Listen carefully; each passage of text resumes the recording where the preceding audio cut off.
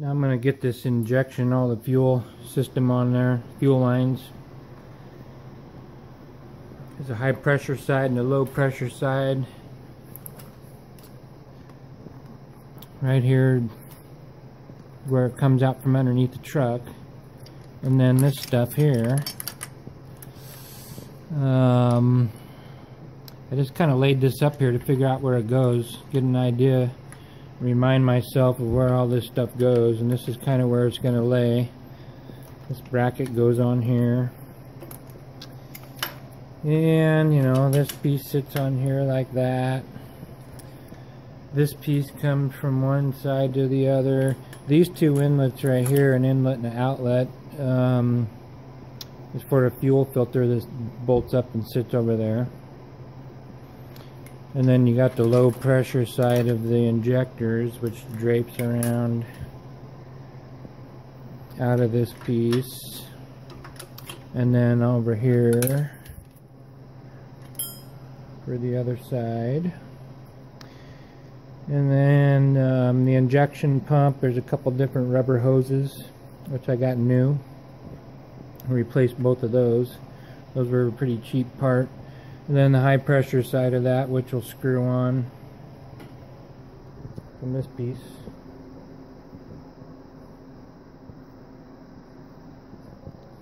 And there's a rubber hose over here.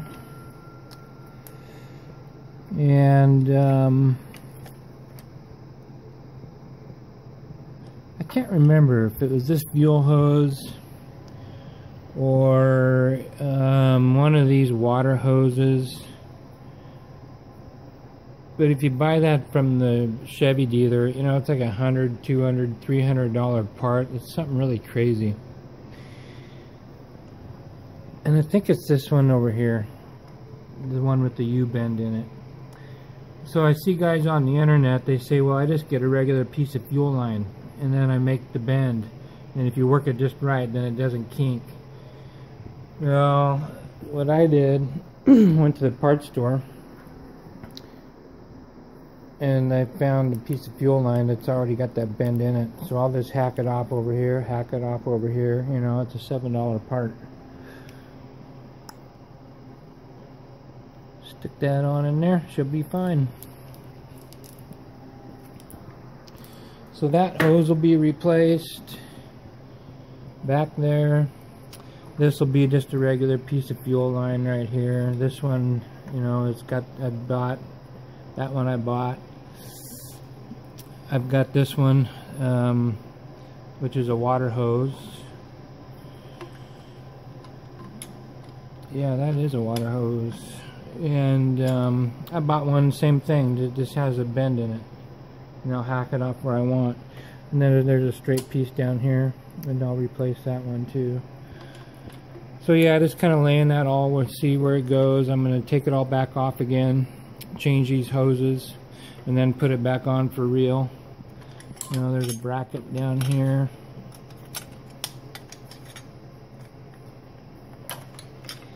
And I'm also thinking that this piece goes on before any of that anyway.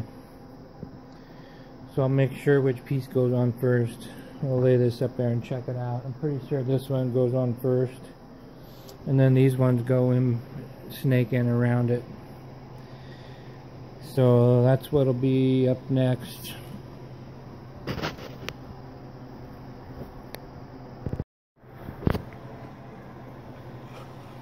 Yeah, alright, all that stuff bolted on just as expected. Looks like a twisted mess, but it only goes on one way. Only goes on one way. So there's all the new hoses.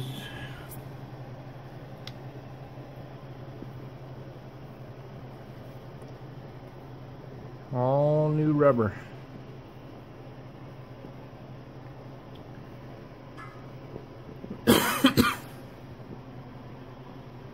Anyway, things are going good. Finish up this low side on each one, each corner, each side. And then next I'm going to go ahead and put the fuel filter on there. I have a new fuel filter. I'll put that on at the same time. Get that thing mounted on there. Getting closer. A couple more things buttoned up. And there's not much left to put on it.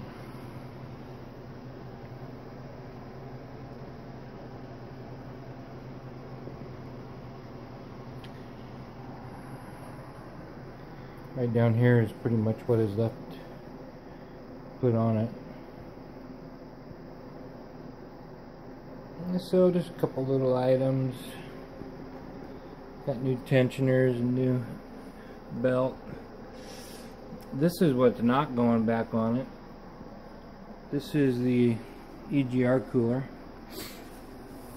That exhaust piece that I put on there, it eliminates the piece that comes up and hooks to this. So exhaust blows through there, comes out right here. Look at how clogged that is. It's all full carbon. And then it hooks up to right here. And that's the intake. So yucky.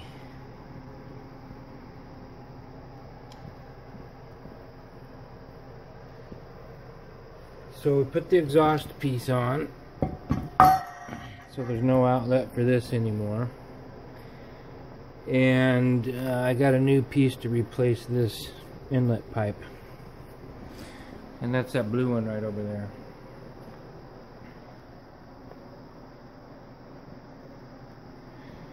So those pieces won't go on anymore.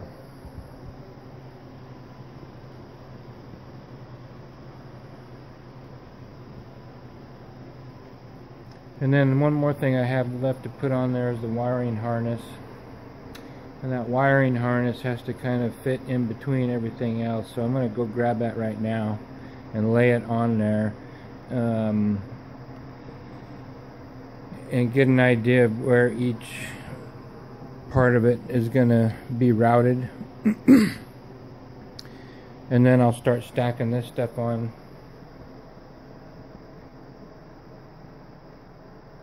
Because it's always kind of a thing when you put a wire loom back on, or you usually always have to take something back apart because you didn't get it routed right. And I'm one of them guys that wants it routed just exactly where it's supposed to be. You know, the factory, they route that stuff in certain places on purpose, and they put certain you know, chafing, you know, and heat.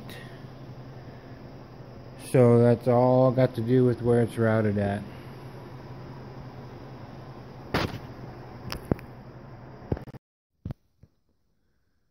I got the harness laid on there. Nothing's really attached yet. But just starting at one end. Just started over here, the main connections. You know, there's spots here, loose bolts. You know, lay that on there, and then you just kind of figure out where the stuff wants to turn. The stuff down here is all for the injectors, glow plugs. Then there's a spot everywhere for it to tie down to the head, and there's a bolt, which I left on there, you know, right from the beginning. That way I don't gotta guess so much. So you start laying that stuff on there, and then it all starts making sense. The harness from the bottom, there's a clip right there for it to go to. This harness curls around right there, so that'll plug in here. You know, there's a sensor down here. See how everything just kind of naturally curls? So you end up kind of finding out just where it wants to go. I'm going to have a few things in here that won't be plugged in anymore, like the EGR sensor. And this thing is some kind of a heater for the intake. And that gets deleted also. This will be transferred over. That's the mass airflow sensor. That'll go in that blue pipe.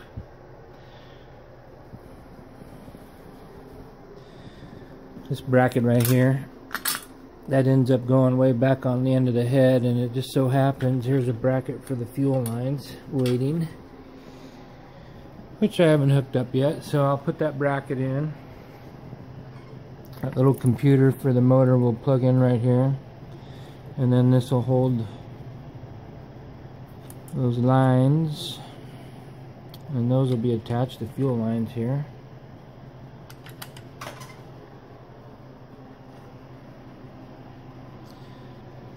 And then this part, it wants to sit underneath these hoses for the fuel filter.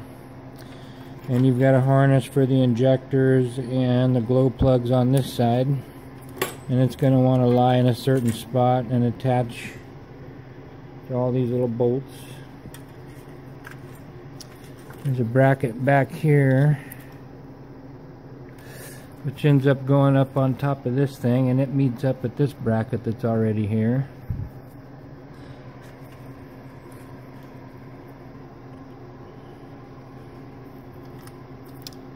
There's the connections for the fuel filter.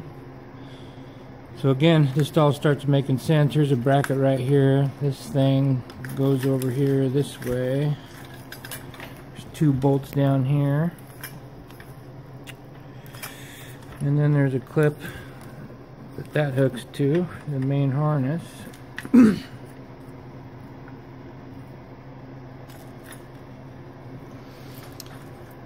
That's pretty much it. And then you got a part that comes down here, and this is waiting to hook onto something. Comes down here for these sensors. Here's a bracket right here, and here's a loose bolt, so that bolt has been waiting for that bracket, that tie down. Cam sensor, crank sensor, here's a ground. There's another loose bolt waiting down here for that. Anyway, it all makes sense, and it only goes in one spot, so it looks confusing, but when you break it down little by little, you realize that it can only go back together one way. And when you do it just layer by layer,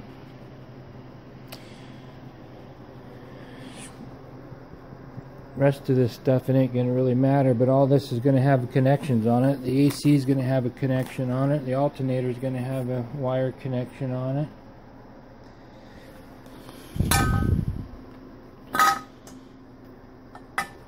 That hooked onto some connector right there, so that's about it. I'm almost done. One more thing, I got a this piece right here. This is for the positive crankcase ventilation, the PCV, I believe. What that does is it hooks into the valve covers. It lets the sooty, oily air vent from the block. So there's a part right here, and there's a Y that comes over to the other side, same thing, over here somewheres, right there. And then what happens is it comes together and it goes into the intake. And what happens is you get a lot of oil in the intake of the turbo, so much oil that it drips down onto the motor, and it just makes a mess. You just get an oily mess with your intake. So I'm going to be deleting that. So you plug that hole, and then you take, I went ahead and got these connectors. There's lots of ways to do it, but that'll just plug down in that hole, bolt in, and then I'll hook a hose on here, plug the hole for the intake, and then these two hoses will hook together, and I'll put a breather on it, and it'll just vent into the open air. And so no more EGR, no more exhaust going into my intake, and then no more PCV. And when I did that to that Ford, guess what happened? I had a diesel pickup truck that the oil never got dirty, so it always kept clean oil. So I can't wait to make this thing, and I'm sure it's going to be the same way. It'll have no reason for the oil to get dirty anymore once you get that stuff done. And that's one of the reasons people like this '06 Chevy. It's got a pretty strong motor, this Duramax. You can pump 600 horsepower into it easy, they say, which I'm not going to do. But then you don't have the emissions. Once you delete that stuff, you don't have any of the other extra emissions that the newer trucks have. So you got a pretty basic truck. You don't have to put that DEF fluid in or anything, and makes a lot of power. So anyway, here we go. Got a bunch more on.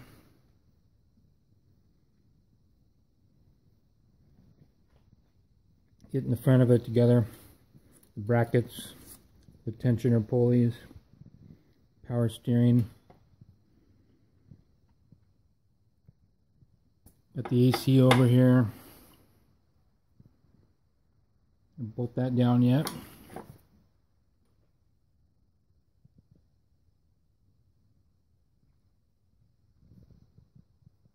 But it is getting there. Water hose gonna the bolt back there. That will go on. Then over here there's a bolt. So a couple more things to go.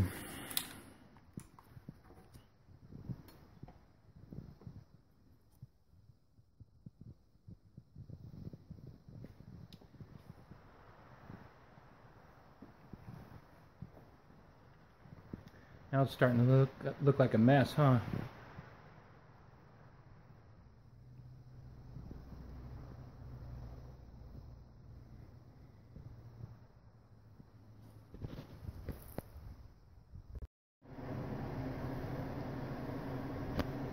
Got a lot done today. Got the radiator, intercooler,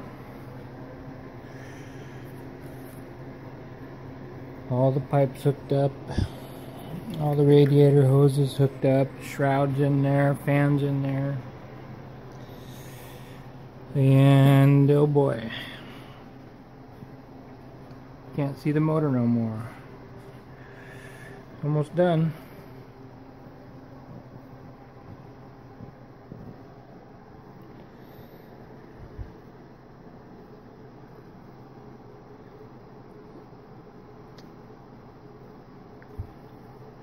And let's see, what have I got next? It's pretty much done. I got to, I'm not sure if I want to put the rest of the fenders on and the rest of the core support. Or I think at this point maybe I'll just go ahead and get the tranny in there. Get that bolted up, get that part done underneath.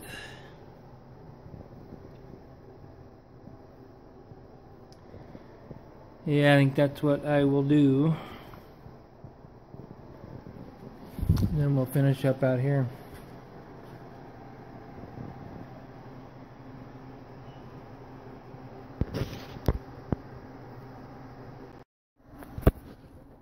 So, putting the transmission in, not easy.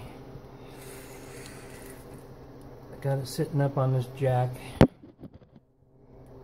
And what you do is you line it up with the motor. And it's got to fit right in the torque converter. Has to fit in the back of that flywheel. And then you have to bar the motor around. There's 6 different bolts. You fit right in through underneath the manifold, and right in here where the starter goes, and there's 6 spots, there's 6 bolts where you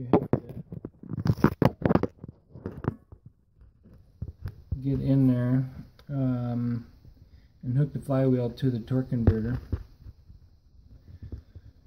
So you put one in, bar the engine over, using the front of the harmonic balancer, and you put those bolts in, and then you got to go around again and torque them down.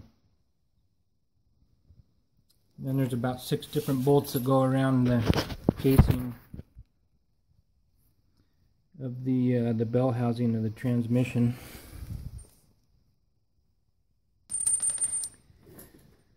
And bolt it to the motor. And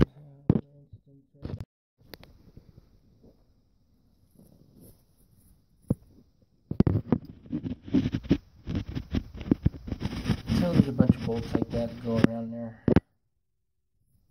And you use different extensions,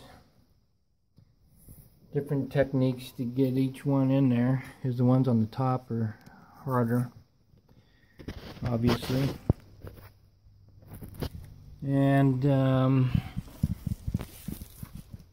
eventually I'm going to get the cross member underneath the transmission with the mounts.